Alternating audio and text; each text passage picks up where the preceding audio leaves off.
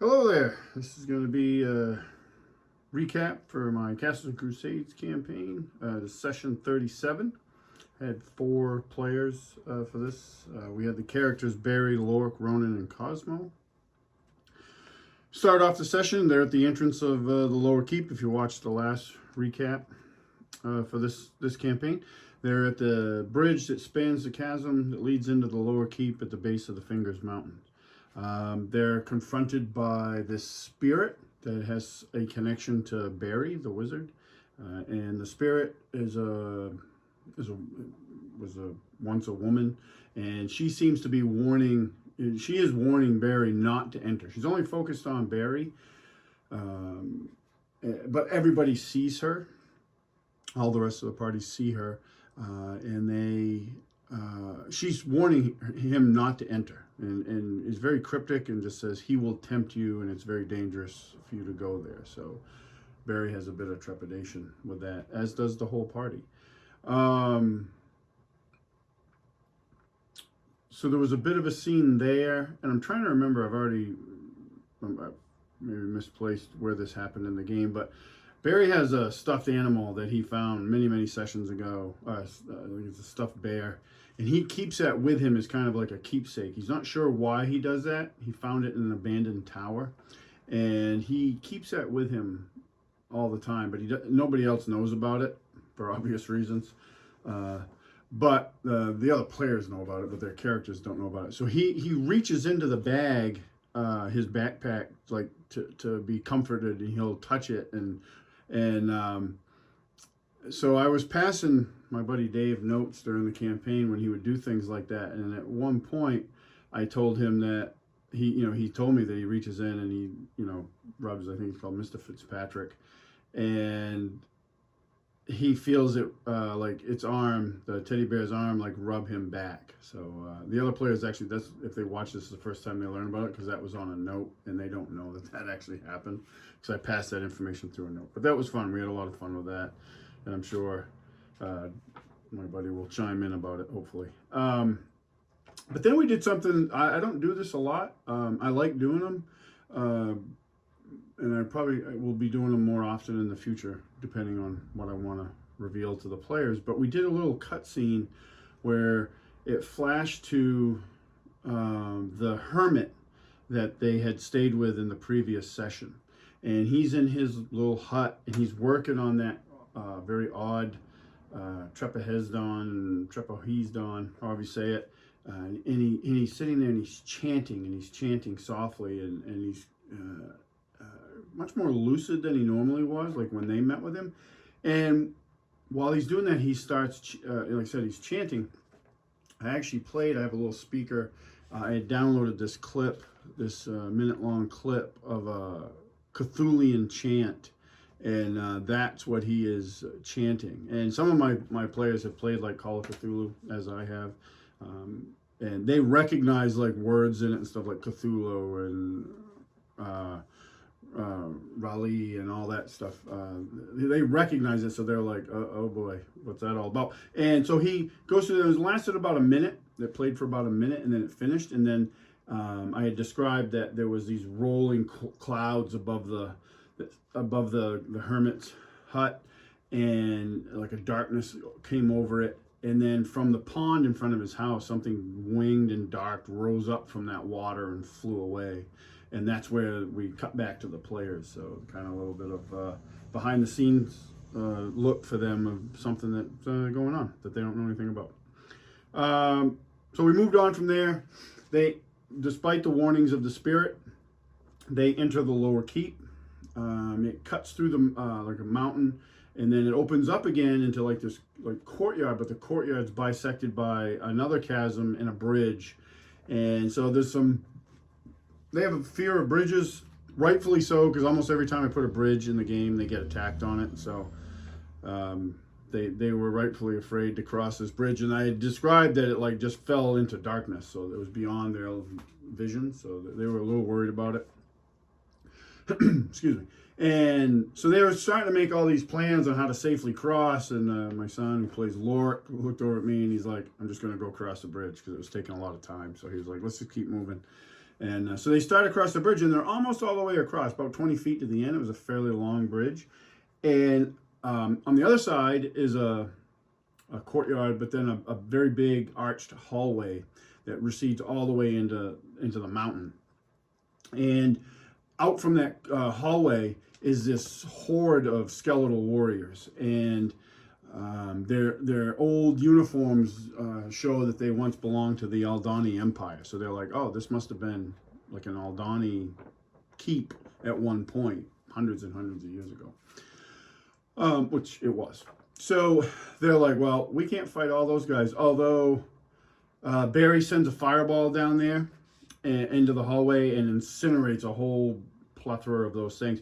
But what that did too, it killed a lot of them, but it lit up the hallway momentarily, and they can see that hallway is filled with skeletons, to include, let me grab this guy, they see this guy in the back, like kind of leading the skeletons from the rear, this guy here, big guy. So they were like, nope, we don't want to fight all that, which was interesting because I had thought they probably would, but it's always great when they do something different. So they were like, no, is there another way out of here? And so on the fly, I was like, well, there's some towers to each side of this courtyard on the other side of the bridge that go up the cliff, the face of the mountain. Most of them are collapsed, but you do see one with an entrance. So we did the scene where they went up about 4 stories in this tower and found a door up there, and they got chased by some skeletons, but not all of them realized where they went.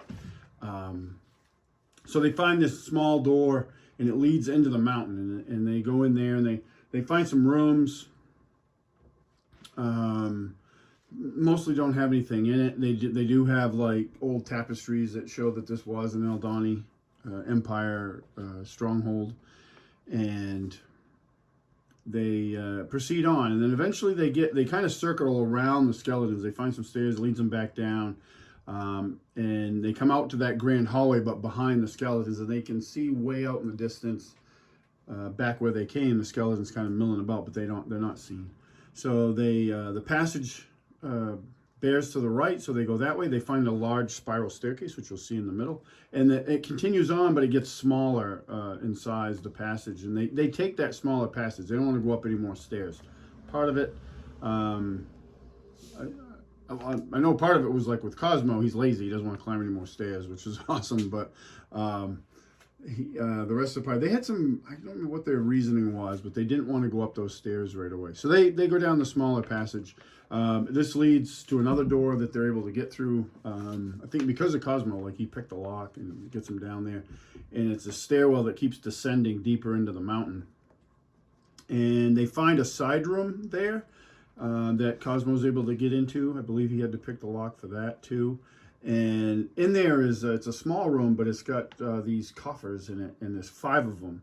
And they search them, and the first 4 they just find like really old snake bones. So these snakes were kept inside these coffers, and then they eventually died because the keep fell away, and there was nobody to maintain the snakes, so they died.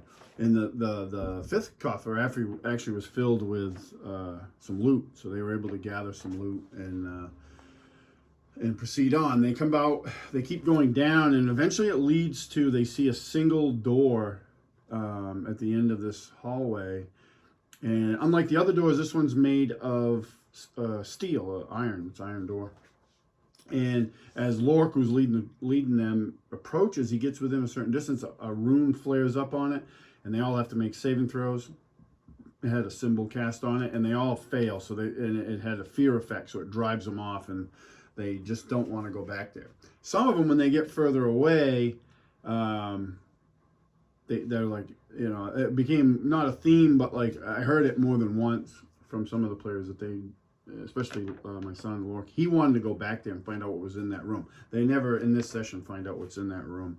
They end up retreating back. They can't get any closer, so they just say, well, we got to go up those stairs. So they go up the stairs. It's a very long spiral staircase. And as they're going up, they have a couple animal companions. They have Fenris, Lork's animal companion, his warg companion. And Cosmo has a big mastiff he bought to ride on when he can, because he doesn't like to walk because he's lazy. And so both these animals suddenly like stop, and they won't go any further. And they're like, "Oh, what's up? Something's up." They knew something was up, and they're attacked by wraiths. And there's 3 wraiths. I thought this was going to actually be a much tougher fight than it was, but thanks to my horrific dice rolling, it wasn't that tough of a fight. Like, I think there was 2 hits in the whole fight that the wraiths made, one on Cosmo, one on Lork. And I don't think I will do this again. It didn't call for it in the book. I've changed kind of how undead work in my games. I hate level drain. I've hated level drain since I played AD&D, or even basic edition. I think it had it. I've hated level drain because it's really a pain in the ass to try to figure out on the fly in a game. So instead, what I do with undead is they do constitution damage, and you'll lose con points. And I took this from other games, but more recently I've been looking into a game called the Hyperborea RPG, and that's what they do. And I really liked it. So that's what we switched to. I gave them a saving throw, and I don't think I'll do that in the future to avoid it.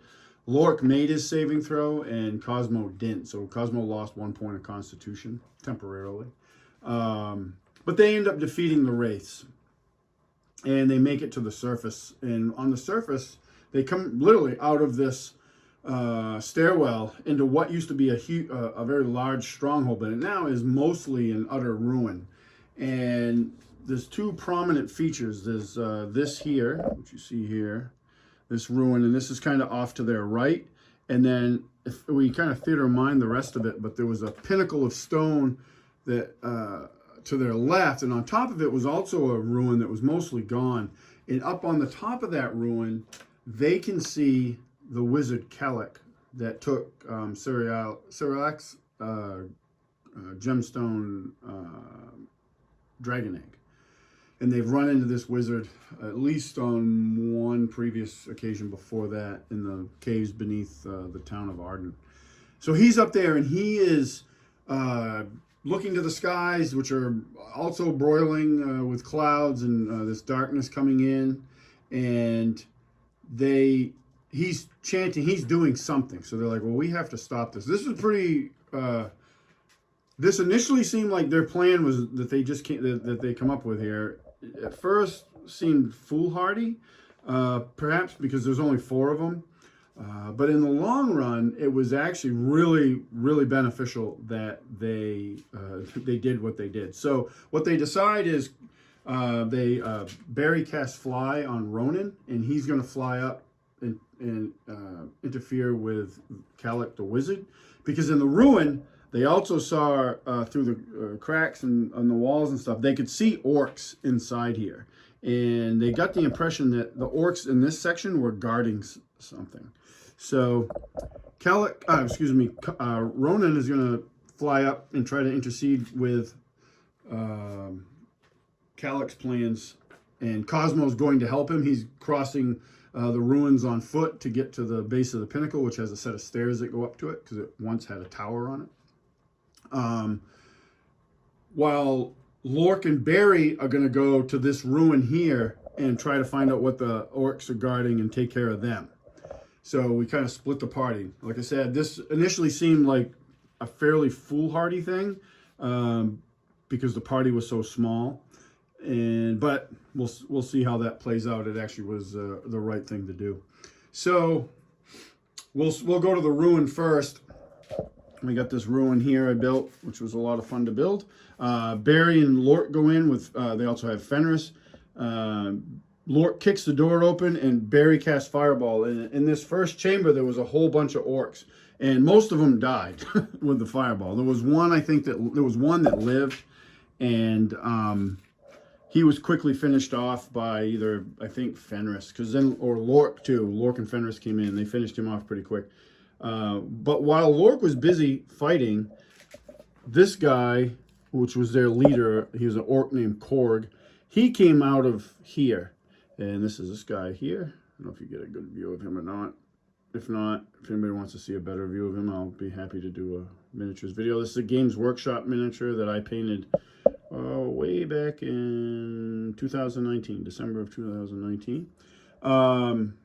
He comes charging down these stairs And all he sees is, well, he sees Barry standing in the doorway, and he just charges Barry, hits him. He's not just an orc. Like I like to modify creatures, especially with my party, but like to make adversaries tougher. He had several fighter levels. He was in charge of this grinning death tribe of orcs. So he comes charging in and hits Barry and does a considerable amount of damage for a couple of reasons. One, Barry's pretty squishy. He's at this time he's a 5th level wizard with a very low armor class and typical wizard hit points. So he takes a lot of damage. He gets, the next round comes around. I don't remember if I won initiative or not. I think I must have, because I got an attack off before Barry did, and he drops Barry to like -4 easily. And so then it's just a battle between Korg, Lork, and Fenris. Flash forward over here to where the tower is in Kellic. He sees Rhonin coming. So I looked at the spell list that he had, and to try to be as fair as possible, I asked my friend Steve, who plays Rhonin, like, how far away are you?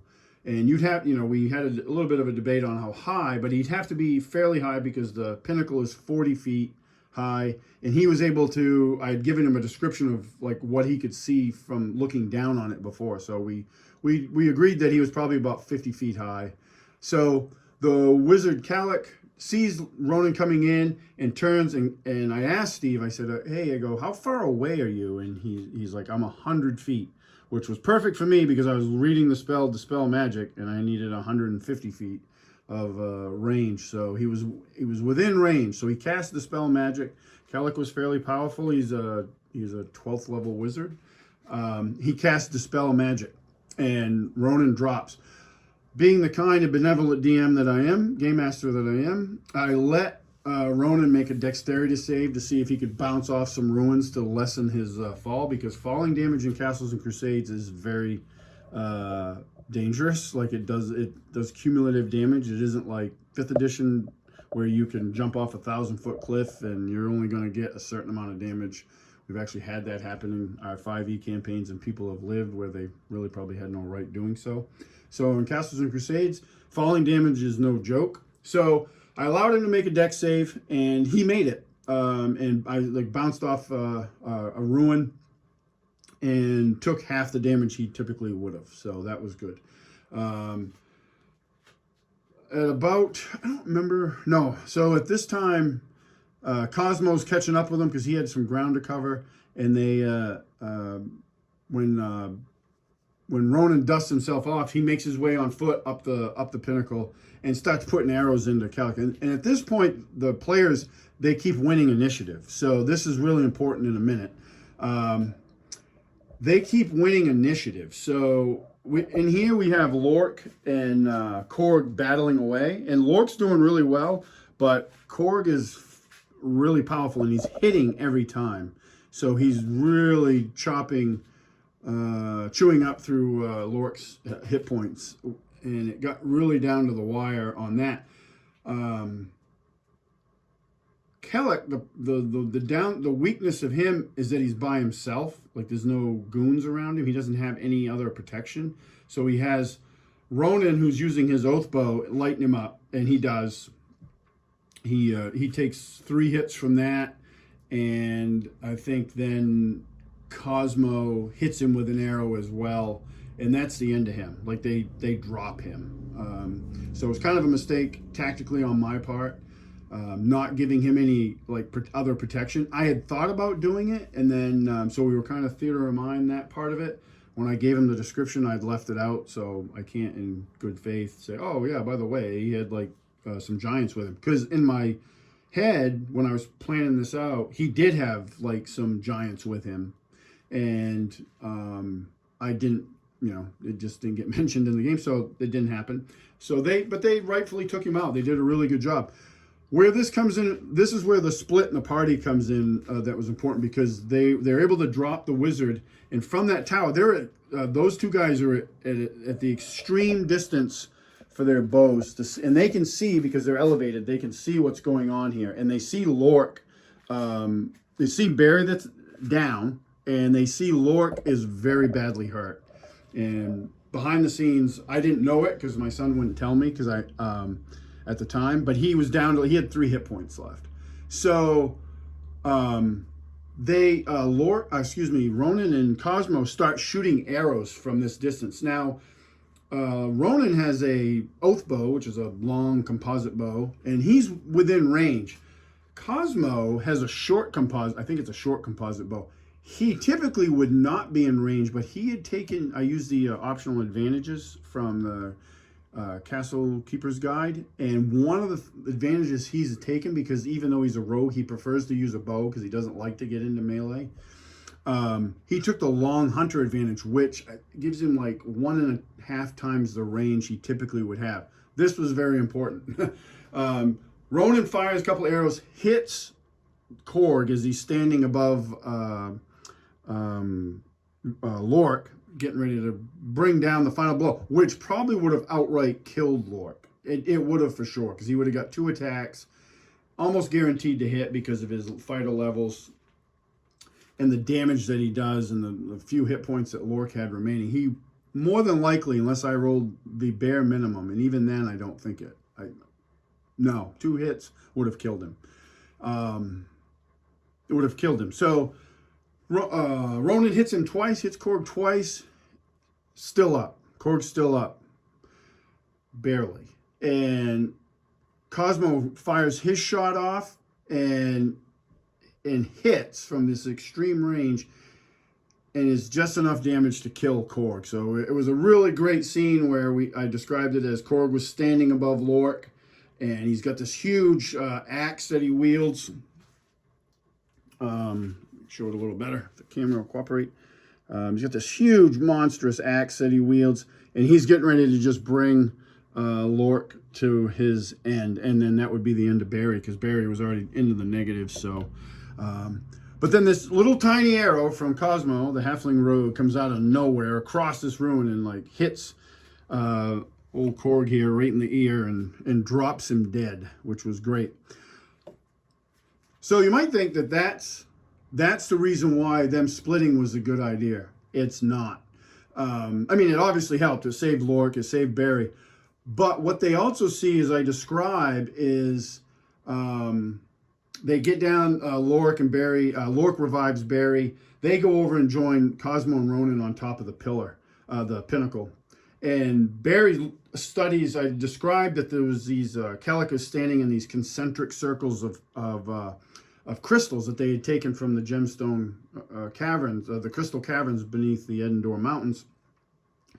And he was doing this summoning ritual, basically is what it turned out to be. So Barry looks at it. He's like, I think I can mess with this so it doesn't work, which is true. He does. He starts messing with it. And when he does, this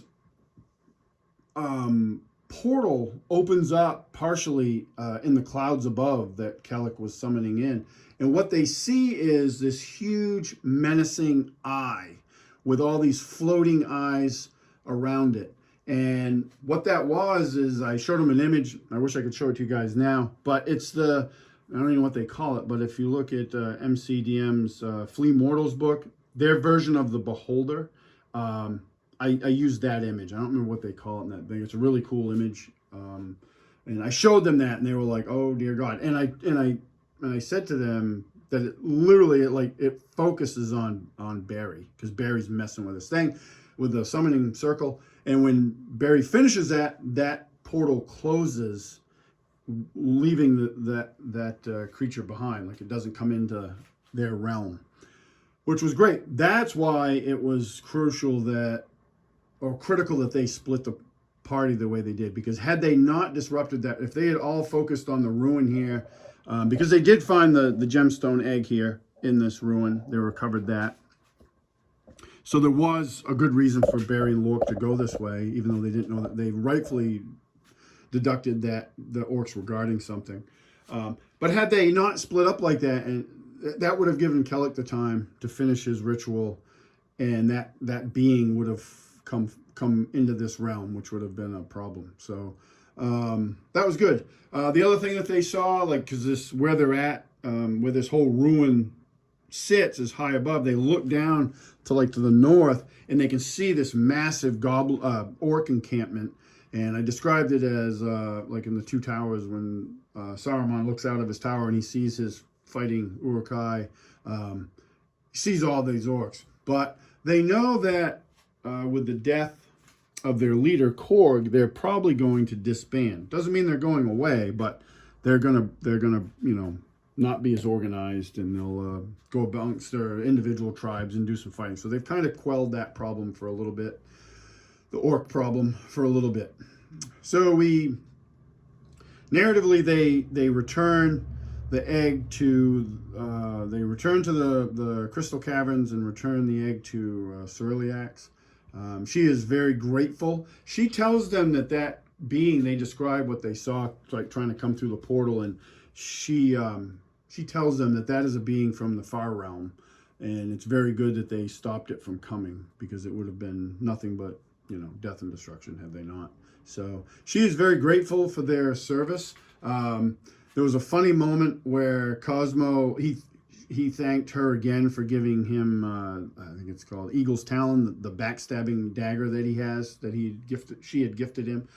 But then he makes this little side comment about some other gifts or something. So I really liked it. I thought it was a great role play moment. So she telepathically drops a little tiny diamond in Cosmo's hand, and he's all excited and talking about how he'll cherish it forever and all that. And then we had jokingly said, yeah, fast forward a couple months and you'll see Cosmo rolling dice down on his luck, throwing that on the table, trying to get his wager back. But yeah, so that was great. They leave her cavern, and when they do, when they'd gone in there, actually, let me back up a little bit. When they'd gone in there, they had met with the Pecks, who have kind of established their home around her cavern and those crystal caverns in general. They had followed them in, the party, and kind of just witnessed this whole thing, the return of the egg, and she's getting ready to, start getting it to hatch, which they ask, and she tells them it'll take a little bit of time. When they leave her cavern, it seals behind her with all these crystals come up and form a seal for it, so there's no way in. Almost like, I think I described it as when you watch in the movies, when something gets frozen rapidly and you see the ice climb. That's what it looked like, but it was just crystals. And they leave, and they decide to return to Arden, which was good. So that was the end of the session. Real good session, real dicey. I didn't, for a minute there, I thought we were going to lose a bunch of characters. Barry was down to -4. It looked like Lork was going to be dead. And I wasn't sure how it was going to play out with the wizard, but they actually took really good, made fairly quick work of him. That wizard was powerful, but not, he would have been better off with some goons helping him out. So it was a lesson for me as a game master to learn. But I'm not disappointed at all. That came up in our discussion post-game, and I was not disappointed at all that they beat him. I had a plan if they didn't, and I had a plan if they did. So it was all good. We had a couple other things that came out of this session is that Barry and Cosmo both hit 6th level. So we have 3 6th level characters. We have Lork, Barry, and Cosmo are all 6th level. Rhonin's making his way there. And yeah, so that was really good. And I know I've said it before in other videos, but I think as an entire group, we really like the slower leveling of Castles and Crusades over say 5th edition or any other game that has rapid leveling, especially for long-term gaming. This was our 37th session, and the highest level party members are 6, so I think that's pretty good. I really like that, actually, because then they don't really level out of like adventure ideas where I have to do a lot of modifications to make things still happen. So if that makes any sense. But yeah, that was the session. Got some other stuff lined up. Probably looks like we're gonna have some the return of the Lork and Barry show for a few sessions. I'm working on one of those now that might be played this week or next. Our next group session isn't until later next month, but we're going to have a bunch of sessions in between. So there'll be more stuff coming. I appreciate all the comments and the views. If you have any questions about terrain or anything like that, please fire them away. I'm more than happy to talk about that stuff or do extra videos to show the stuff off to help people out. And thanks for watching.